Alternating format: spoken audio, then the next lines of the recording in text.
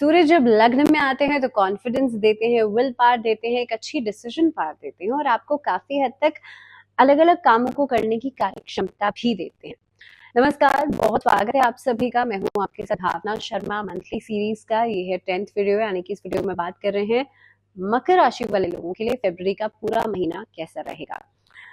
फरवरी के महीने का चार्ट क्या कहता है, यानी कि अलग अलग प्लैनेट्स किस तरह से ग्रह गोचर कर रहे हैं और उसका असर आप पर क्या पड़ रहा है। फरवरी का महीना बहुत इंपॉर्टेंट इसलिए भी है क्योंकि 2025 जो है वो बहुत इंपॉर्टेंट है।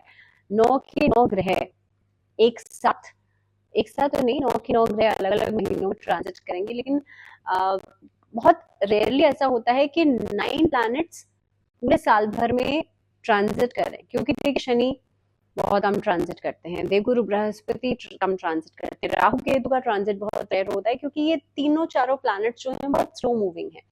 तो इसलिए 2025 एक ऐसा साल है जिसमें कि सारे 9 के 9 प्लैनेट्स ट्रांजिट करेंगे। अब फरवरी के महीने में देवगुरु बृहस्पति मार्गी हो रहे हैं, शनि अस्त हो रहे हैं, बुध दोबारा ट्रांजिट करेंगे। इसके अलावा जो सूर्य है वो तो हर महीने ट्रांजिट करते ही हैं। शनि और बुध रहेंगे आपके लिए सेकंड हाउस में, कुटुंब के घर में। देवगुरु बृहस्पति इस महीने में पंचम भाव में ट्रैवल कर रहे हैं और मार्गी हो जाएंगे 4 तारीख को। उसके बाद मंगल जो है छठे भाव में ट्रैवल करेंगे और केतु जो है वो रहेंगे नवम भाव में। अब राहु केतु का ट्रांजिट होगा मई के महीने में, लगभग 18 मई को। इसके अलावा देवगुरु बृहस्पति भी मई के महीने में ट्रांजिट करेंगे, उससे पहले शनि का ट्रांजिट हो जाएगा। लेकिन हम तो बात कर रहे हैं फरवरी के महीने की, ऑफ कोर्स। तो फरवरी के महीने में देखिए बुध का गोचर होगा। सबसे पहले बुध जो है वो मकर से कुंभ, उसके बाद कुंभ से मीन, जहां जाकर के वो नीच की राशि में चले जाएंगे, नीच की अवस्था में आ जाएंगे। उससे पहले सूर्य भी चले जाएंगे 12 तारीख को। तो 12 तारीख तक तो रहेंगे आपके लग्न में बैठ करके आपको कॉन्फिडेंस दे रहे हैं, आपको विल पावर दे रहे हैं। इनफैक्ट फादर की तरफ से एक अच्छा हेल्पिंग हैंड आपको दे सकते हैं। आपका काम कार्य क्षमता जो है बढ़ने की वजह से आपका काम जो है वो बहुत अच्छे तरीके से करवा सकते हैं। लोग आपको देख के आकर्षित हो सकते हैं या लोग आपके काम करने के तरीके को देख करके आकर्षित हो सकते हैं। इस महीने के अंदर अगर मैं सबसे पहले कार्यक्षेत्र की बात करूं, आपका जो वर्किंग स्पेस है, कार्यक्षेत्र जो है 10th हाउस के लॉर्ड है शुक्र, बैठे हैं महीने की शुरुआत में 3rd हाउस में राहु के साथ।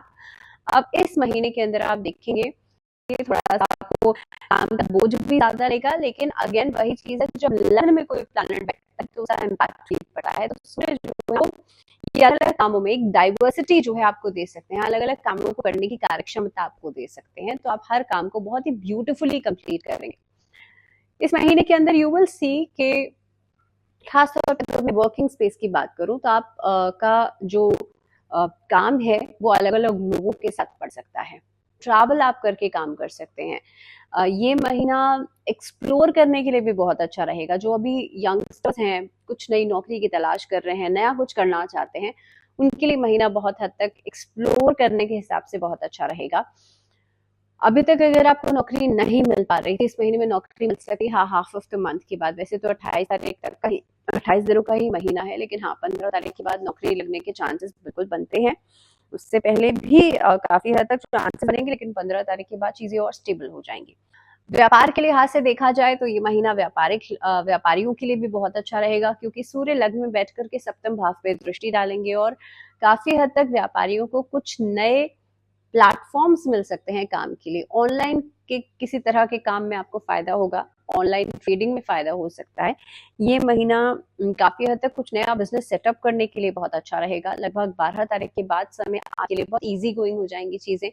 महीने की शुरुआत में कॉन्फिडेंस रहेगा, जिसकी वजह से आप डिसीजन पावर बहुत अच्छी ले पाएंगे। लोगों के साथ इंटरेक्ट करने में आपका एक ऑरा है वो बहुत बढ़ चढ़कर आपका साथ देगा।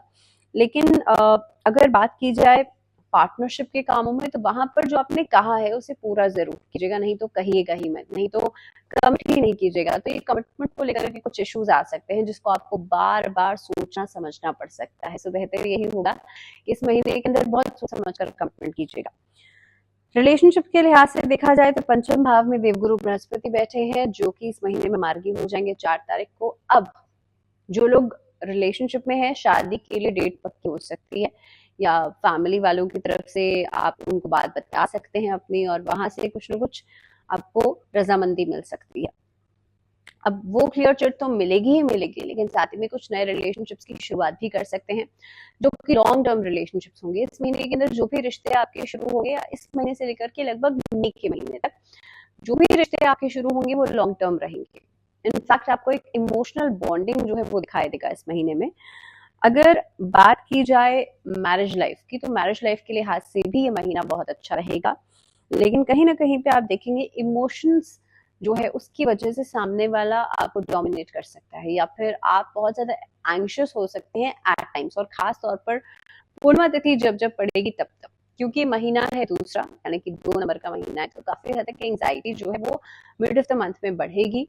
इनफैक्ट इस महीने के अंदर जितना ज्यादा आप प्रैक्टिकल होकर के चलेंगे अपने रिलेशनशिप के अंदर, उतना ही आपके लिए अच्छा रहेगा। प्रैक्टिकल होने का मतलब सेल्फिश होना बिल्कुल नहीं होता, कई बार लोग मिस इंटरप्रेट करते हैं चीजों को, लेकिन हाँ ये बहुत नेचुरल सी बात है कि आप अगर the other person is not understanding your emotions, तो जरूरी नहीं है कि आप बहुत डिसहार्टन हो जाएं, बहुत परेशान हो जाएं, बहुत एंग्शियस हो जाएं। नो कहना आसान होता है, लेकिन स्टिल मुझे लगता है कि you need to cope up. और इस महीने के अंदर आई एम नॉट सेइंग कि बीइंग सेल्फिश, इसको प्लीज मिस इंटरप्रेट नहीं कीजिएगा, लेकिन हाँ डिटैचमेंट के ऊपर आपको काफी हद तक काम करना चाहिए।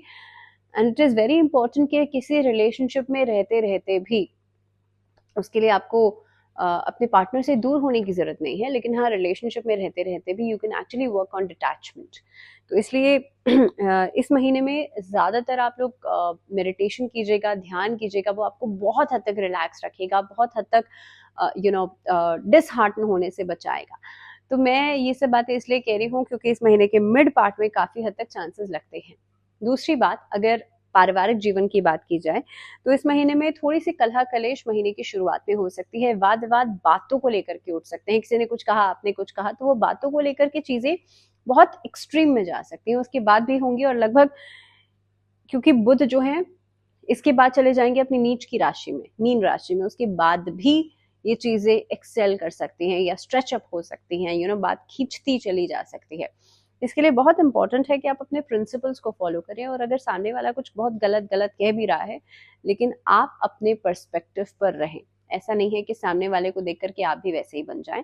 ये एक जो थॉट प्रोसेस है ये आपको फॉलो करना है इस महीने के अंदर, that if you are right, और अगर आपका बात करने का तरीका वो नहीं है, तो बेहतर है कि आप भी उस तरह से बात ना करें। अगर बात की जाए आपकी सेहत के लिहाज से महीना कैसा रहेगा, तो हेल्थ इस महीने में बहुत बढ़िया रहेगी। हेल्थ पहले से बहुत बेहतर होती हुई नजर आती है। जिन लोगों को पुरानी कुछ इश्यूज चल रहे थे सेहत को लेकर के, और इनफैक्ट मुझे लगता है कि पहले कुछ समय से भी, जैसे ही सूर्य आपके लग्न में आए होंगे तो आपकी सेहत पहले से बेहतर हुई होगी, क्योंकि सूर्य जब लग्न में आते हैं, सूर्य आपकी आत्मा के कारक हैं। सूर्य आपको एक अच्छी सेहत भी देते हैं, अच्छी हेल्थ भी देते हैं, because Surya means energy, Surya means प्रत्यक्ष देवता है, और इस समय पर हम सबको एक ऊर्जा देते हैं। तो इसलिए सूर्य जब लग्न में आते हैं तो वो आपके मस्तिष्क को, आपकी पूरी बॉडी को इम्पैक्ट करते हैं। तो ये महीना आप अपनी इम्यूनिटी पर बहुत ज्यादा ध्यान देंगे, आप फिटनेस पर बहुत ज्यादा ध्यान देंगे, आप एक्सरसाइज बहुत ज्यादा करेंगे, जिसकी वजह से अपने आप ही सेहत आपकी बेहतर होगी और एक अलग तरह की ऊर्जा का संचार आपके अंदर होगा। एजुकेशन के लिहाज से देखा जाए तो देखिए, देवगुरु बृहस्पति पंचम भाव में बैठ करके मार्गी होने जा रहे हैं 4 फरवरी को। ये महीना हायर एजुकेशन के लिहाज से बहुत बढ़िया रहेगा, क्योंकि गुरु जो हैं वो उच्च शिक्षा के कारक भी हैं, गुरु जो है वो नॉलेज के कारक भी हैं। और देवगुरु बृहस्पति यहाँ से बैठ करके जब एकादश भाव को देखेंगे वो भी मार्गी हो जाएंगे, तो इसीलिए आप देखेंगे उच्च शिक्षा की प्राप्ति आपको करवा सकते हैं।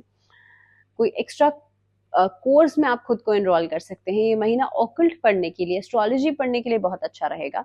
इस महीने में जो छात्र हैं उनका एक परफॉर्मेंस बहुत अच्छा रहेगा, एकेडमिक्स में आप बहुत अच्छा काम करेंगे, इनफैक्ट अलग अलग सब्जेक्ट्स को पढ़ने में आपकी रुचि रहेगी। तो कुल मिलाकर के छात्रों के लिए भी ये पूरा महीना अच्छा रहेगा। इसके अलावा क्योंकि पंचम भाव से एकादश भाव को देख रहे हैं देवगुरु बृहस्पति, धार्मिक कामों में भी दिलचस्पी बढ़ेगी। महाकुंभ का पर्व चल ही रहा है, तो इसीलिए मुझे लगता है कि कैप्रिकॉन्स के लिए बहुत अच्छा समय है महाकुंभ में जाकर के स्नान करने के लिए। तो ये एक एस्पेक्ट भी बनता है। प्रॉपर्टी में इस महीने में इन्वेस्ट करने से बचेगा, शेयर मार्केट में इन्वेस्ट करने से बचेगा। शेयर मार्केट बहुत डाइसी रहेगा, वैसे भी बहुत उतार चढ़ाव है, लेकिन अदरवाइज भी देखा जाए तो आप लोगों के लिए स्टेबल तो एटलीस्ट नहीं होगा।